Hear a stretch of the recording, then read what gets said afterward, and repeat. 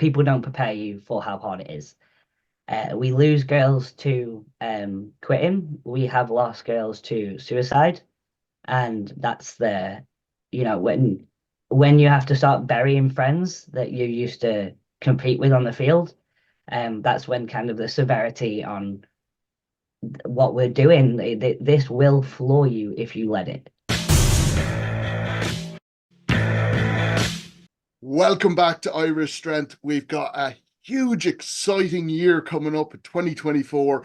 I can't wait to get started and to talk through some of the stuff that's going on. We've got World's Strongest Woman, Rhianon Lovelace, joining us. Thanks very much for joining us. No problem. It's always fun. Always good to have a natter here, Mark.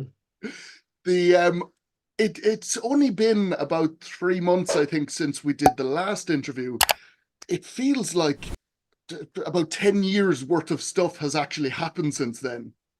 Yeah. I mean, was that before the Natty Worlds, or was it just after? I think it was just after the Natty Worlds, before Britain's Strongest Woman. I think that Yeah, was... a lot has gone down since then.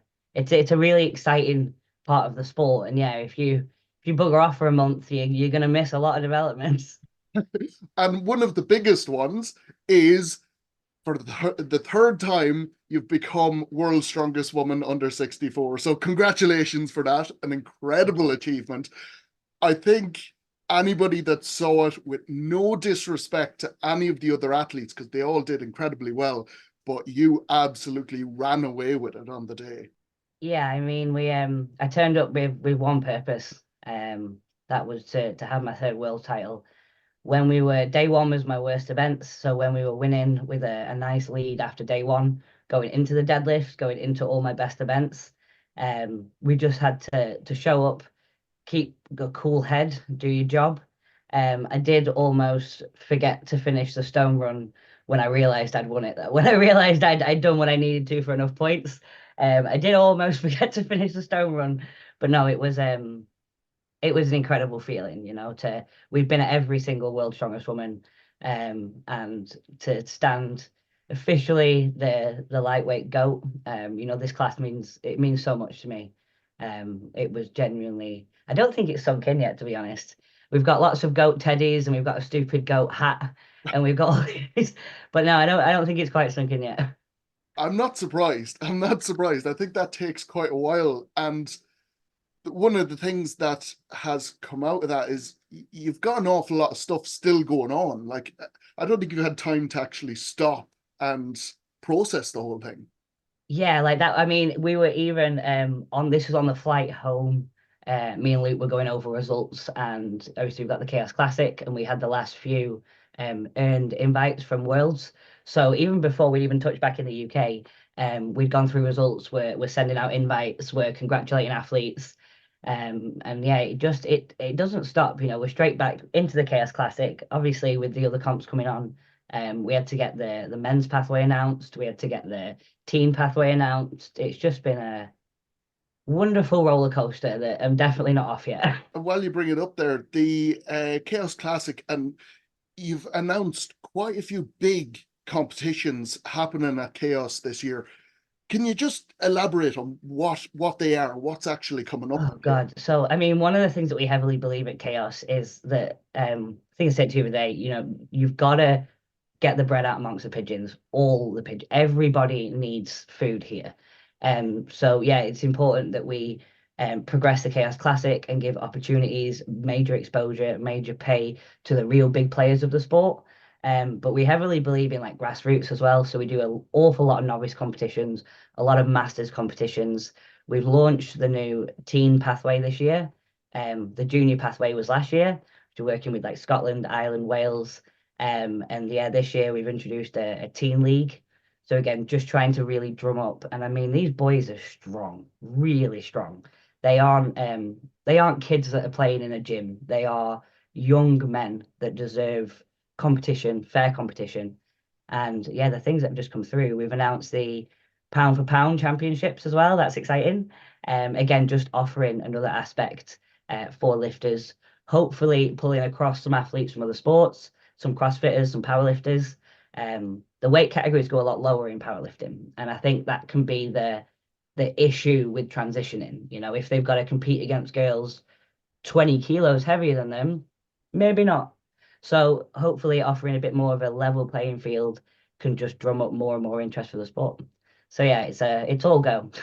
You mentioned this the other day to me about that a lot of your focus has to be on the sort of the next generation of strongmen and strong women, because there's too much focus in the sport on just the pros, and a lot of the time promoters sort of focus so much on them, they forget that we need to grow the next generation as well. I mean, Luke, actually, Luke, I don't think anybody follows the sport more closely than Luke. He's the world's biggest geek I've ever met.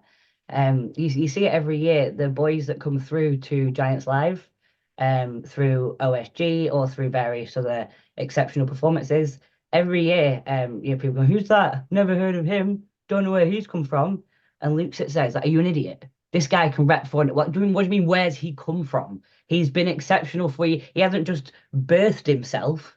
And he does get a little bit annoyed at, I don't want to say ignorance, but lack of exposure that these, the guys that just got through to Giants Live, some of the performances at OSG.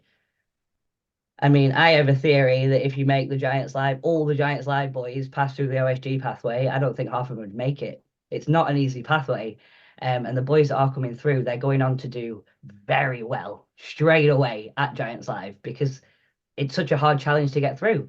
These aren't, they're not amateurs. They're not hobbyists. These are professional men that deserve the recognition. Since OSG Worlds, there's been a lot of, God, what's the word? Turbulence. Turbulence, I think, is probably the most diplomatic word, between sort of athletes and promoters about the weight categories and the respect that is currently there for the weight categories and the respect that the athletes would like. Now, one thing I'd like to stress is promoters are the backbone of this sport. Like, it's not there without these promoters. It's a thankless job. Yeah. But you're in a unique position where you are a top level weight category athlete, but you're also a promoter and you're also a coach as well. How do you see it? Like, where do you come from on this? You do have to understand both sides, and I do quite passionately understand both sides. The corporate side of things, we need the books to work. Like, that needs to become, people need to just point blank understand that. Where there's no money, there's no future. Like, that's just, if everybody's not getting a slice of the pie, there is no future. Like, and I'm talking in a couple of years, it will just collapse. We saw this with World Ultimate Strongman. The money that was put into that, couple of years it lasted, and it just couldn't sustain itself. So one of the biggest things about the Chaos Classic was it had to be financially self-sustaining. That was incredibly important to us to have any long-term future. So yeah, athletes need to realize that the books need to be met. Like, that's just standard. On the flip side of things, you get the comps where the books are heavily met and heavily misweighed. I'm talking, I have seen male refs, ex-athletes, ref extremely high level accomplished women that are being paid more to sit in a chair and ref them than the winner of the women's is. And I'm talking multiple world strongest women, like top of the tree. So yeah, to see, we're not talking an amateur man, but somebody that hasn't accomplished what these women have accomplished, to be paid so much more to sit in a seat with their hand in the air than the winner who is actually fighting, who is actually out there performing, selling the tickets, entertaining the audience. That's tough to see. You don't see that amongst the men. You do not see, I can't think of any refs off the top of my head, the top refs at World's Strongest Man being paid more than the winner. Yeah. Like, that just, so you do see a disparity, and it does heavily go against women, and it goes heavily against the weight categories. OSG is one of the few that does pay equally across the classes. The turbulence with OSG is that it's not enough per class, which, again, as an athlete, I had my costs covered just, which for a world champion is disappointing. But you have to understand there's 10, 11, 12 classes. It's tough books to balance. Like, I do appreciate that. But like I said, where you see it so heavily weighted against the men, I think the Shore Classic was probably a big one of that. I declined my invite last year after busting my ass to win one. Because the pay disparity. I think we got paid something like 94% less. Oh, And I can't play with those numbers. That's wild. When the women's lineup was phenomenal. Questionably more phenomenal than the men's in terms of accomplishments, definitely on par. A 94% pay cut was that's not a pill I'm willing to swallow.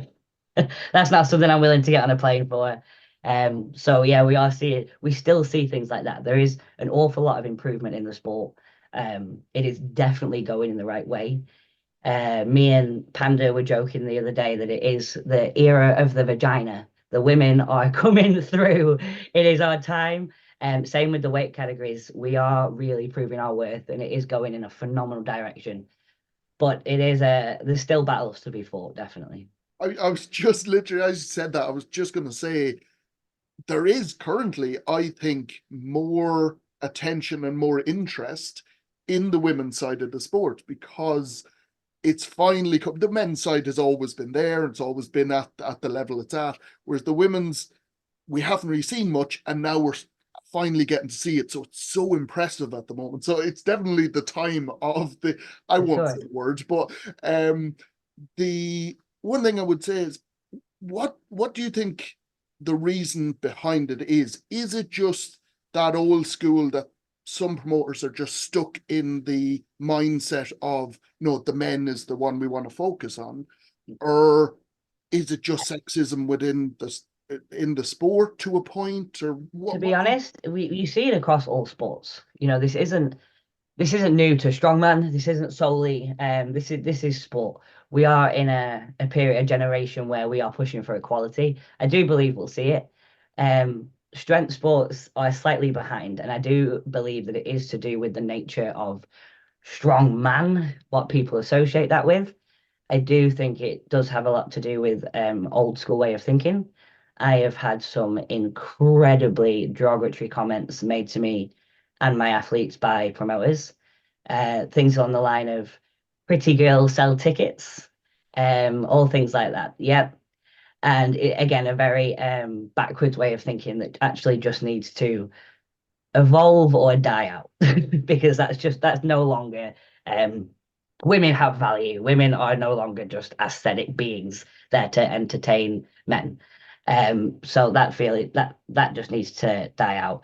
But it's going the right way. It requires proving ourselves. It requires producing numbers, producing stats, producing facts. And you'll find that when you do that, a lot of people do actually look at the facts. Some people are just straight up blind. They will refuse, they will refuse to see what is put blankly in front of them. That's difficult to work with, but I do have to understand that it is a generational thing. Some of these older strong men that, the women that were involved in the sport, they did just carry the bags of the men back in the day. They were just there as visibly entertaining objects. And I understand that that is a shift. When you have a young woman who will run a business, who will be at the front of that corporate aspect of the sport, that can be a little bit difficult for them to accept, I think. But I knew this going into it. This is a male-dominated area. Not my first one I've worked in, so you just have to prove yourself with numbers and stats, and it's why I chased stats my whole career. And one of the arguments that you see across all sports for the pay disparity is, well, the women's side isn't bringing in as much revenue, but that's not the case with Strongwoman. Like we saw with Britain's Strongest Woman, I think it was more popular. It brought in actually more money than the men's side of things, and possibly not with sponsors, but with actual viewers and stuff. Same with when I'm doing the live stream. There's very little difference between the viewership of the women's and the men's. So viewing figures and that sort of revenue, it's the same thing. So I don't get why there's such a huge pay disparity, unless it's like you say, where it is sort of old school, a little bit of sexism. It is. It's a little. Britain's Strongest Woman. The stats, because that weekend they always had a women's and a men's show. The stats are heavily in favor of the men in terms of promotional talk online, in terms of reach, in terms of ticket sales, all that kind of stuff. That's not quite an equal comparison, because it wasn't Britain's Strongest Woman to Britain's Strongest Man. It was Britain's Strongest Woman to England's Strongest Man. So I don't kind of like those two comparisons. That's not really fair against the men. But one of the things that people, they compare us to the NBA and the WNBA. Obviously, the WNBA are making a lot of noise to increase pay. They're being paid a lot less than the men. But kind of statistics fact, the WNBA has never turned a profit. It does run at a loss. It is funded by the NBA. And on that ground alone, I actually don't stand with the WNBA. I stand with supporting them, giving them better opportunities, giving them more help and more education to help raise their own value. But ultimately, you get what you make. Like, that should be an absolute fact across the board. And that's where my issue comes in, because, like I said, they compare us to the WNBA. You see this very much. It's not really a fight against women and men. It's a fight against heavyweight men and everybody else. The women and all the weight categories, and the masters and the juniors and the teens. And this argument that the heavyweight men generate the revenue from our sport is laughable. When you think of every industry that makes money from our sport, so you're talking gyms, you're talking supplements, you're talking equipment, you're talking coaches, 90% of their revenue is from weight categories and women. That's what generates and that's ultimately what props up the sport, because those are the sponsors. So, companies like Cerberus that sponsor an awful lot, Kratos that sponsor an awful lot, we sponsor an awful lot, GBA. I'm not even sure GBA has many heavyweight men members. They're mostly women and weight categories. There's a couple of really nice guys. But again, we're not seeing 90% of this revenue generated from the heavyweight men. The people that go and watch the heavyweight men are not heavyweight men. They are weight categories. They are women. And so you'll actually find that it will be well more than 90%, probably close on 99%. I would love to actually go through the stats of my own businesses to find this out. Of the revenue that come into these businesses are from weight categories and women. It's actually us that generate the money that circulates in this sport. The big ones, obviously, the Albert Hall sells out. The Giants, to say they don't generate revenue, that's they generate a lot of revenue for a single class. But against all the women and all the weight category men and the masters and the teens, overall as an industry, a huge majority are generated from us. And that's where my issue starts to arise. You might not want to go into this too much, might be a little bit of a personal question, but on a personal level, as an athlete yourself, because I know you've done so many incredible feats of strength and put on a show as a pro athlete, is it sometimes very difficult for you dealing with promoters when you are, in certain cases, the star of the show? And do you feel like that you just don't get the recognition financially, or the recognition on a higher level than that from certain promoters, that you're just taken for granted to a point? That has definitely been the case over the years. And I've jumped through a lot of hoops that I feel like I should have jumped through. I have earned the titles and the records that I feel like I should earn. Now I'm at the point in my career where, I've kind of won every title there is to win as a lightweight pro several times over. There's only the log world record I haven't broken, and the dumbbell. No interest in the dumbbell. Deanna, that's all yours. No interest in that one. And we're kind of at the point now where I am just very much interested in supporting the promoters that give a shit. And I'm not talking shower us with gifts and roll out the red carpet. I'm talking the promoters that genuinely whose heart and soul is in the right place for this sport. I'm not asking them to work at a loss. I'm not asking them to invest their own money, which some of them do. We're going to figure that out later. They care about the sport so much that they just plow their own money into it constantly. But the people that give a shit, the people that will make the right decisions for the athletes, the people that won't sell us down the river, that won't treat us like shit, that won't overlook important things to us to make profit themselves and things like that.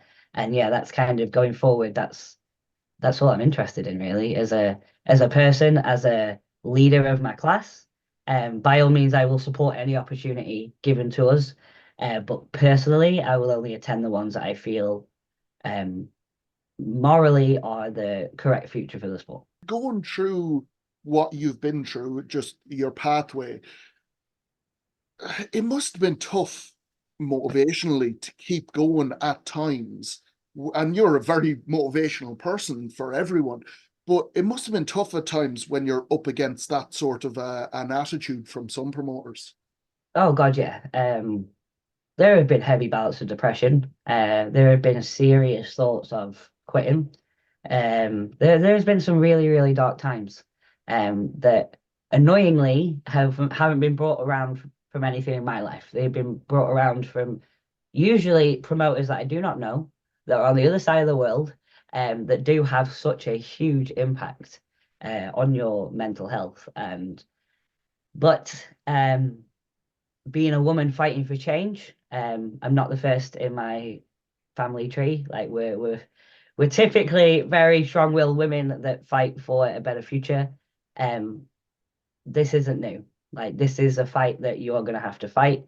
There are going to be times that you're going to be knocked down to your knees, and the world looks at you as to whether you can get back up. And like everything I do to represent the lightweight women. The suffering, can you say? I think that's a bit dramatic, but it's all for a good cause. It's all for a better future. The girls deserve better, and the doors that I can fight open will stay open for the next lot of girls coming through. So if I've got to take a bit of a battering and we've got to be pushed down, I have an amazing team. I have an amazing partner, people behind me that will help me back up. So we've just got to fight the good fight and keep going. It is scary that, yeah, like you're quite a strong-willed person, but you can imagine there's quite a few people that have been in the same position that have just gone, nah, do you know what? It's not worth this battle. It's not worth the stress. I will just quit the sport. And you sort of think, well, how many possibly great athletes have done that because of the, I don't know, pressures, I suppose, from promoters and stuff like that? Oh God, yeah. I mean, the sport, especially the pro level, and this is why I get annoyed at pros being shitty to other pros, because we have all been through so much shit just to stand at this level. And even if you dislike somebody, or even if you can't disrespect. You can't overlook the effort and the work. Even the athletes that I really don't like as people, they have worked their bollocks off. Like, they are good athletes that deserve that platform. And there has to be this underlying respect for that. We don't all have to be best friends. We don't all have to be, but we have gone against the grain a lot. We have gone against the social norms. We have stood up to, the man. And, it's been tough, and there has to be this mutual respect there. The reality is that it is incredibly hard. People don't prepare you for how hard it is. We lose girls to quitting. We have lost girls to suicide, and that's when you have to start burying friends that you used to compete with on the field. That's when kind of the severity on what we're doing. This will floor you if you let it. You have to stay strong. You have to keep fighting, because this has the ability to not just destroy your life, but take your life if you let it. But I think the fact that I have buried friends has just made me stronger. I cannot quit now, because I'm carrying them with me. This is what they wanted, and I have to see it through. By doing the work that you're doing, you're possibly saving other people from that. If I can fight this fight, and if I can make real change and establish a better future, the girls coming through, they don't have to go through what we're going through. They don't have to hit this brick wall and fight and prove themselves. They will be acknowledged for the talented athletes that they are. And I don't think people see that as that's why we're doing it. Looking at the way a lot of the competitions and the weight categories are set up at the moment, there's sort of again turbulence from athletes and promoters and stuff. Some people are thinking there's too many weight categories, that they're just sort of creating a category for everything, and that's down to possibly getting in more money. Where do you stand on it? Do you think there are too many categories? Do you think, no, we need to sort of give more opportunities to the different weights? I am all for more categories at lower level. The revenue is more easily spread. It is much easier to incorporate more weight categories when you aren't giving out chunks of prize money. At the highest end of the sport, at places like World Strongest Woman. Now, I do love Lynn, and Lynn pours his heart and soul into Strongman. And I do believe that every decision he makes with a good heart for the future of the sport. So even though we don't disagree, I don't think he's making decisions from a bad place. But I think you need to properly establish every class before you add more. Obviously, I believe that because that's exactly what we're doing with the Chaos Classic. You know, people are like, we've added the 64s this year. People are like, you can do 82s. Are you doing the 80s men's? Are you doing the 105s? Not in one go, because the money will go down for everybody. We can't times the classes by 5 and instantly times the revenue by 5. If we could, I'd have done it. We have to be, and like I said, being for that financial sustainability. I don't want to rely on charitable donations, which is what sponsorship is. It is charitable donations. I wanted this to financially stand on its own feet. And then any sponsorship that comes in just increases for the athletes. You know, we can offer them more. We can get to a point where we can cover hotels, we can cover flights. That's the goal. And only then will we look at elaborating more and more classes when we can pay for it. When we can, I'm not taking from the 90s to give to the 64s, and I'm not willing to take from the 64s to give to the 73s. But this is where this fantastic new collaboration of promoters is coming in, with the birth of EPS, the European Pro. You know, they're offering the alternate classes. So again, we are starting to see this season for pro athletes. Not shows here, there, and everywhere, and a world at the end, but a season where they can earn good money. They can travel the world. They can be treated like the seriously high level athletes they are, not one of 1,000. You know, I think there's about 10 in the EP. It's a high level show. You know, you'll get an awful lot back from that as an athlete. You'll get a lot of promotion. You'll get a lot of focus. If you have a business on side like merchandise, there's an opportunity to make real good money here. And I think that's what people get confused with the whole women are demanding a higher pay. Women are demanding equal opportunity. Like that's what, if you give me the same stage, I can earn the same money. I am not new to this. I have put myself in a position where I have experienced radio, TV, sales. I have clothing companies. I have merchandise. I can generate that own kind of, what we need is equal opportunity. And that's, again, what we're not seeing. And when we are seeing it, we're seeing things like the Show Classic, a huge reduction in pay. And they refuse to refer to the women as pro, refer to the women as open.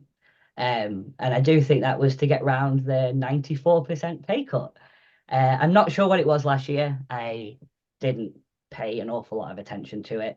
But yeah, the first year that's got to get better if they want to see. It's a catch-22, you know. You saw it with America's Strongest Man this year. They included the 90s and didn't pay them. They paid every other class. The prize money from 90s ASM came from an incredible athlete, CJ Kraus, drumming up his own funds. He went round everywhere, shouted about this class, drummed up his own prize money for his own class because the promoter didn't. And it's this catch-22, you know. They were like, oh, we'll include the 90s, but we'll throw them scraps. The big names won't come out because they won't be disrespected for scraps. And then the promoters turn around and say, see, nobody turns up, nobody comes. And it's this real frustrating when you can see it from both the promoter and the athlete's point of view. You feel like smashing heads against walls. It is a strange situation because, like, as a promoter, you obviously see the potential of even like we're not in this for financial gain, it's to grow the actual sport. But financially, the under 90s, the under 80s, there is money there to be made, for want of a better word.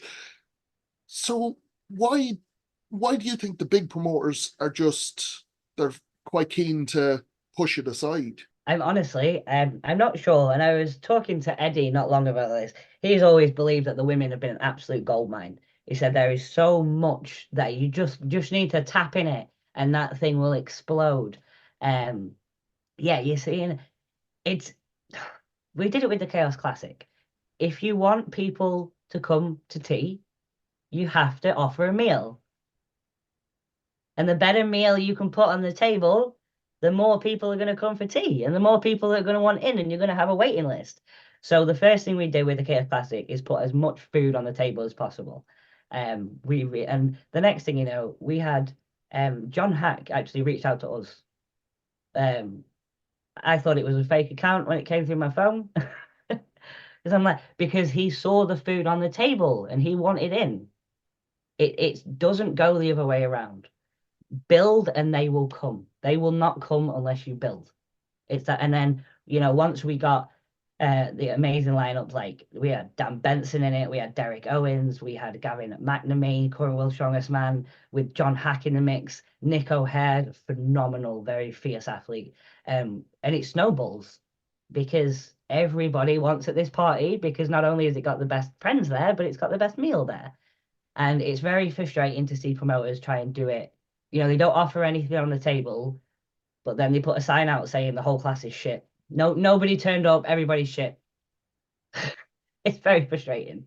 But I am hoping, like I said, with the success of Chaos Classic, I mean, that was in its first year, that was streamed in over 25 countries. That was phenomenal. Watching that come through and, seeing countries that I had to Google because I don't know where that is, was just phenomenal. All to watch, just a cluster of lightweight men, because they put on a show. We're hoping for more success with the 64s this year. The weights are crazy heavy. The heaviest we've ever seen. I believe in these girls. I know what they can do. It's a lot heavier than kind of the current competition standard. And I think an awful lot of people are going to tune in to see what these tiny little women can do. And hopefully just producing. I am quite vocal with the stats as well, to hype up the athletes, but also to show the promoters, look what can be done. Look who is the eyeballs on this.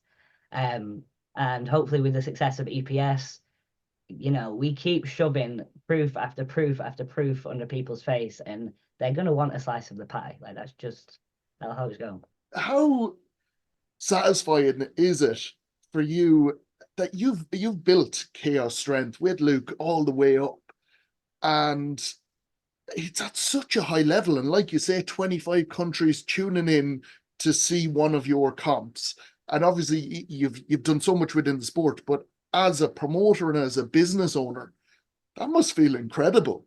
It's I'm not sure if it's the rebellious woman in me, but there's something incredibly satisfying about making a success of something that they said would never work.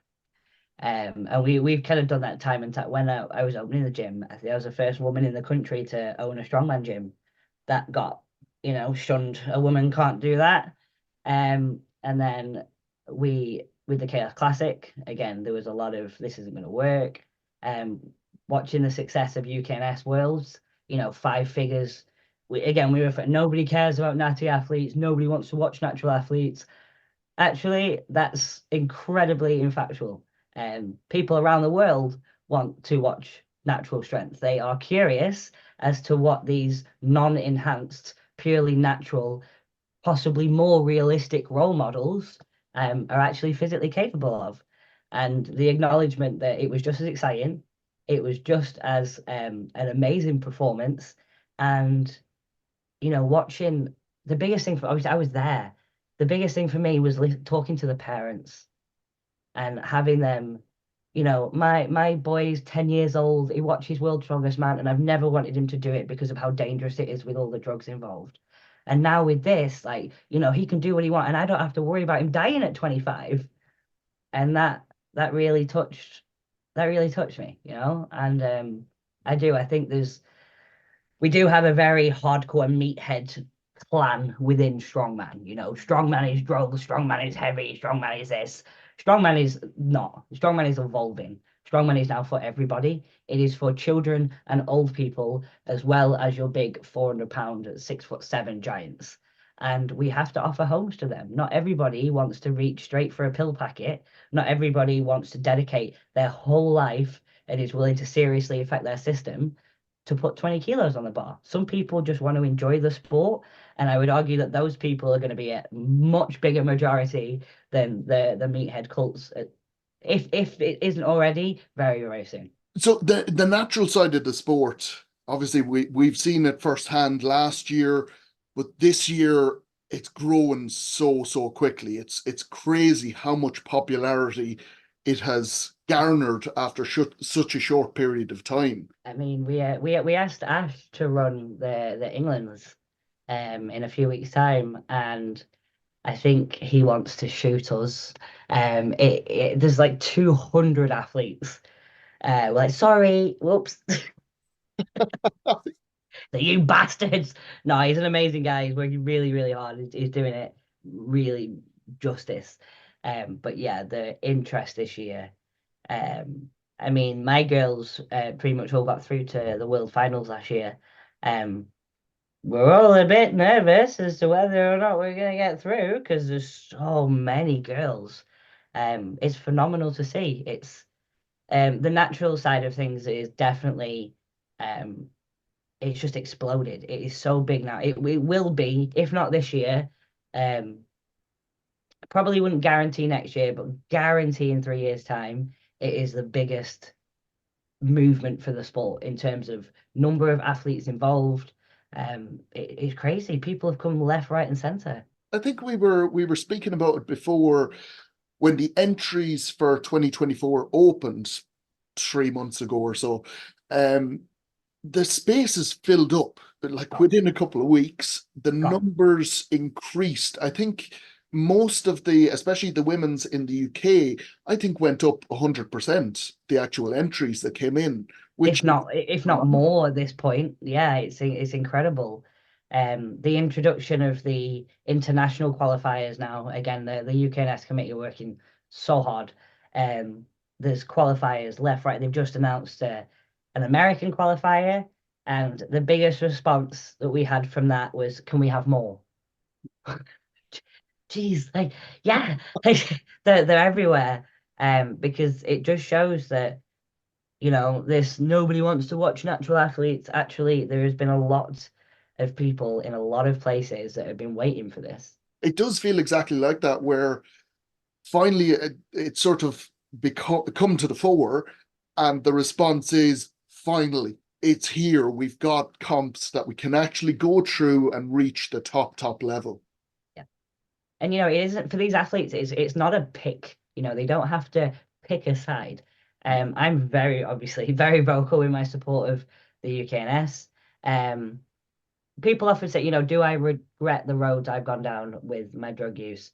No, I don't. I think I'm very happy with. I think I still, if this opportunity was back then, I think I still would have gone the road I've gone. I like this path that I'm on, but I can be comfortable with what I use to enhance myself in the sport and still see the positives of this new natural federation that's coming through. And Charlotte, who won the 64 world natural title, to be able to take pictures with us too. You've got the natty and the non-natty world champs, to be able to not only just be there while she did it, but then be there while she comes to compete at OSG as well. She doesn't pick; she will fight the best there is. She just wants a field where that's level and fair for her to take her title. Someone like yourself from the non-tested side, how I think it's very important, from my point of view, for people like yourself to come out and actually point out that it isn't choose a side. It isn't, well, if you're one side of it, the other side is the enemy, and they're doing it wrong or whatever else, whichever side you're on. With the untested side, there are certain athletes that look at the tested side and see them as, they're not lifting as much as us, or they're not worthy. And then obviously you've got the tested side that look and go, oh yeah, but they're doing all this stuff. And, it's sort of like a battle of, oh, they don't deserve respect, we do. Where I think it's very important to respect all levels of the sport, no matter what road you've taken. And I mean, this idea that so as of right now, the quality of the natural world wasn't comparable to the quality of OSG worlds. And it's not fair to compare that data because of the length of time that one has had to establish. You also need to look at when I compare shows, one of the things I'm most interested in is the overall revenue, the capital that was put into it. And again, I'm not comfortable comparing a show that was completely funded by donations and pocket funded, which was, Stephen put a lot up for UKNS Worlds against a major corporation that has a huge amount invested in it just from entry fees alone, before you're talking 5, maybe even 6 figures from sponsors. So I'm not really comfortable comparing those two productions. It doesn't quite seem right. Give the people the same tools and then we can compare. But you want to completely ignore athletes like Annabelle Chapman, completely natural athlete. I've worked with her for a long time, so I can factually say that. She set the actual world record. She is capable of pressing 300 pounds. I have used drugs for many years. I cannot press 300 pounds.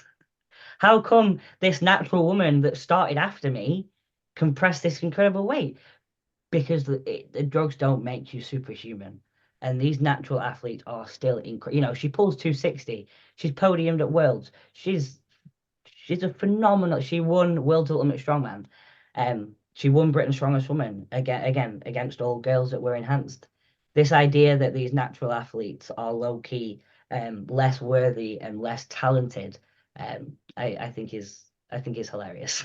Well, you just have to look at even Britain's Strongest Woman, where you've got Aisha Ulla in there, you've got Chloe Brennan. Like, the natural athletes can reach the same levels. It's not one or the other. And if you want to get to the top level, you have to do this route. And I also think as well, the biggest thing that's held back our sport in terms of funding is the lack of big corporations that will invest in strongman due to the actual factual use of drugs or the assumed use of drugs. We will never secure sponsors like Nike, like Reebok, Monster, and things like that. They will never. The big ones that we have to look at CrossFit. CrossFit started after us. We were a established sport before CrossFit came about. The CrossFit revenue makes us look like a joke. And we aren't looking to the people that are doing things better than us. We aren't looking at, hey, they've gone from, and they're way ahead of us. What are they doing? And it's how they market themselves. It's also a lot to do with the collaboration of the infrastructure of the sport is a hell of a lot more organized than we are, a hell of a lot less ego driven and things like that. But it is to do with these massive, massive sponsors that they can obtain because they are drug free. So yeah, right now the revenue in the natural side of things is a lot lower. It's very new. The future potential that this holds, though, if strongman was ever to go down an Olympic road, not sure how I feel on that, different topic, but it will be the natural side of things. If it ever goes on TV, in terms of a reality TV, it will be the natural side of things. It has to be. The big TV shows, they really can't risk involvement with illegal substances. That's what it is. So if anything, I think the natural side of things has such a vast potential, and just knowing the people behind it, Stephen we joke that Stephen's a little prick. Stephen is incredible. That's what you'll hear the most come out of my mouth. I constantly call Stephen a prick. He's got one of the biggest hearts you'll ever meet in this sport. The work ethic on that man, the generosity, I'll never repeat this, Stephen, if you're watching it, so take what you want. But I've just watched him work so hard for these athletes. Matty is the same. He has given and given and given. Obviously, I've obviously vouched for Luke. I've never seen a man work harder. And for these men, Martin Lennox as well, given so much to the sport over the years. And to have these men at the helm, they will do what's right by the athletes. There won't be pockets of money that go missing. Every penny that is ready will go to the athletes, because this is the ethos behind these men. This is what they're doing it for. And to have Stephen behind EPS is just such a step in the right direction. And if you look at EPS itself, like, I'm going up to live stream it, so I've been chatting to Stephen quite a bit on this. His straight away, any of the revenue that is coming in for the competition, he is pushing it towards, well, that's prize money. And he's already going, well, I'll have to pay for the actual competition out of my own pocket, but any money that comes in is prize money. He really is keen to give whatever comes in back to the actual athletes themselves. I was talking to an athlete about this the other day, and they're like, what's my priority on this show? Right now, my priority on this show is Stephen not taking a hit, because that's what's important. And I know full well that he would be more than happy with it. He's fully prepared, not a problem. But as an athlete, especially as one of the leading athletes in the promotion of this, it's important that, like I said, I am very financially driven, but not financially driven in the sense of, I want a yacht and I want £1 million in my bank. I'm just very aware that the sport is financially driven, and things will work that can provide its own finances. Like, that's just, again, that's you can tell I do all the books on our side of things. I have to make the books work. So this is a standalone, lightweight show, and it is on us to generate as much publicity, as much exposure, get as many eyeballs on this as possible to help Stephen out, and just as a thank you for everything you're doing, but also, selfishly, it's going to push the class head and shoulders forward, which I think it's important that, we realize that we are still in a movement where we've got to pull our weight.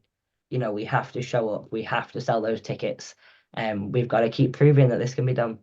And like, when you look at the lineup for EPS, it's looking astonishing. And I think it's down to every athlete. Like, obviously, you're one of the top athletes that's going to be performing there. You're doing 2 categories, so an extra challenge for yourself. But it's up to every one of those individual athletes to push these shows, which will generate more revenue, which will generate more interest, and that just snowballs, like you said before. Yeah, and this is key. Athletes will promote shows that they believe in. So if a promoter is going to sit at the top of the tree and go, well, you're not getting paid because we've got no sponsors because you've not done anything, that's not going to entice the athletes to pull their finger out. That's going to piss us off, not make us want to do anything, make us want to turn around to you and be like, actually, that's your job. You are a promoter that promotes. That's in your title. And it starts this discord that just internally cannibalizes itself. Whereas actually you saw it an awful lot with the Chaos Classic and the EPS, when the athletes see a leader that they believe in, a leader that they know will do what's right by them, a leader that they trust, a leader that will pay them and see they are treated right, they will help. They will want to support that. And that's what we saw, like, with the EPS, with the Chaos Classic, with Great Lakes. Great Lakes was another incredible pro show in Michigan. Same thing, he put his heart and soul into that. It made us want to put our heart and soul into it. And rather than it cannibalizing and eating itself, it actually supports this double growth where everybody is pulling their weight. And that's the future. That has to be the future. Well, it's like when you look at promoters, for instance, the ones you've mentioned there, Matty, Luke, yourself, Stephen, you're all so passionate. That's the one thing where this growing the sport and actually seeing the athletes happy and everything else, that's the passion there. And on the other side of it, you've got the athletes that I think every athlete wants to grow the sport. That's the thing. It's a weird, it's yeah, hard to turn athletes against their own sport. yeah. And OSG was probably a good example of this. And I did actually reach out to Lynn for clarification because we mentioned the turbulence. There was a lot of rumors and a lot of whispering, and I'm like, has anybody actually got confirmation? No, I'll message him. Because there was people obviously aware that our pay as athletes is limited. You stand a chance of cutting even if you win. Everybody else will make a loss. The second in the world will make a loss. Like that's just. And then we start seeing these. I don't want to quotation big names, but heavyweight men that haven't won what half the athletes that are on the field have won. And people like, are they being paid to go there? A lot of people are reaching out to me going, Rhi, is this guy that has never been to Worlds being paid more than you just to be at the show and you're going to win your third title? And yeah, there was a lot of, I was, surely not like that's. So I did reach out for him for clarification. He did confirm that not one of the guest appearances was paid. They are paying their own way to be there. But again, you start to see this discord. A great example from the Chaos Classic was we had Graham Hicks come. We had Graham and Kim, and great people. Kim's getting really bloody strong now. And they came to support, and I loved that. I loved that they came out and they used their feet to support a new development, especially something that doesn't benefit them at all. It's lightweights. But they stepped and they supported the movement. What we didn't do was heavily promote Graham Hicks because it's not about Graham Hicks. It's about the 90s boys. It's about Dan Benson and Nick O'Hare and John Hack that made the podium. It's about Tyler Young that went for a world record attempt. Those are the boys that we are going to be promoting. And that is in no way, shape, or form a disrespect or a slight to the accomplishments of Hicksy. It is just, it's their show. It's these boys that are being represented today. And I think if we had started singing and dancing about Graham, potentially, that's who are the real stars of the Chaos Classic. It's the podium finishers, and that's what we need to keep our focus on. And I think, to be fair, like someone like Graham and the best people in the sport in that situation, if you'd actually sort of asked him, oh, we want to highlight you here, he'd be the sort that'd go, no, I'm not the star of the show. He'd be very much trying to say, no, they're the guys that you want to be highlighting. Yeah, he didn't come out to dick swing. He came out to support the development of the sport. So yeah, we were super grateful that him and Kim came out to watch what we hope was a very enjoyable show to watch. But yeah, the attention needs to be kept on the superstars of that day, the people that are bringing in the sales that people have come to watch. And that's where it's a very unique position being both athlete and promoter. I could understand entirely why these guest appearances would potentially help drum up ticket sales, but at the same time, you have now lost potentially 400 athletes that would have promoted your show. And just so, like you've obviously mentioned there, but just to clarify, because there are, like you say, a lot of people that are asking questions there. So none of the, as far as you're aware, so none of the guest appearances, without highlighting specific people, but the top male athletes, none of them were paid to actually be there. As far as I'm aware, from the prize part allocated to the show. But again, just the fact that I had to get clarification, that these rumors were happening. It just puts things in a bad light. And obviously, I have to maintain the mental health of my athletes. I see the emotional impact that it has in the run up to Worlds, which is, it's a tough, we're in a bit of a tough reality of the sport right now. It's very friction because there's a lot of classes fighting, realizing their self-worth and fighting for their space. Catch part 2 of the Rhianon Lovelace interview next Sunday.